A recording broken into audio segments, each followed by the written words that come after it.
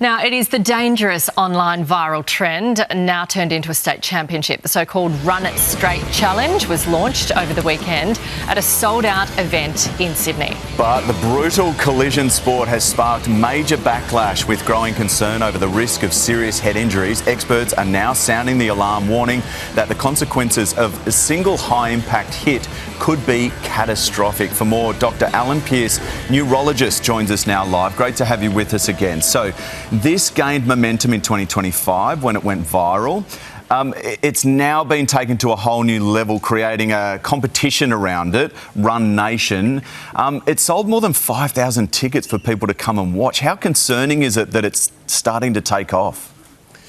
Good morning, guys. Yes, I can't believe that I'm actually back on air talking about this from last year, and the concern is continuing. You know, we have two very large men running at each other at full speed, over 25 kilometres an hour, and we sort of accept that this is actually quite a reasonable activity, and the concern is sort of getting wider and wider amongst professionals, but also, you know, people I've talked to generally as well. So what's the defence? Because when you look at it, you sort of, I don't know whether everyone else is sort of shuddering as they collide. Is it any different to a footy game? Is it any different to an organised sport? UFC? Yeah, what's their defence?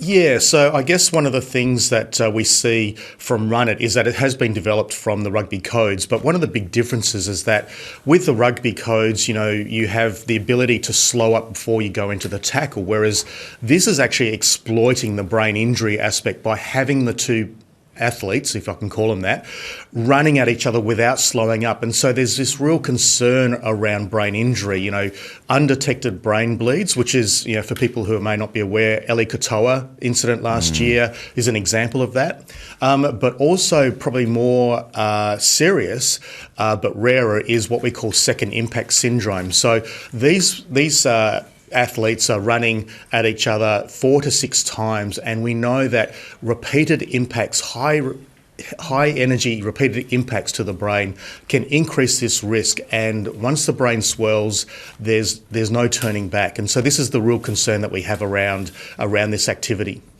What do you fear this is going to lead to essentially for these athletes? Well, we already saw it last year in terms of, you know, a kid in New Zealand passing away doing this. So my concern is that there's this, people are wanting to emulate this, and they do talk about don't do this at home, but, you know, people will want to copy this. So that's one of my first concerns. But the second concern is that they're using now a narrative of the theatre of safety, that they've got all these doctors and they've got all these processes in place. But what my concern is that you still can't have enough time to treat a catastrophic injury by the side of the pitch. And so, you know, I'm really worried that we're going to have another death. Alan, just quickly, should this be banned?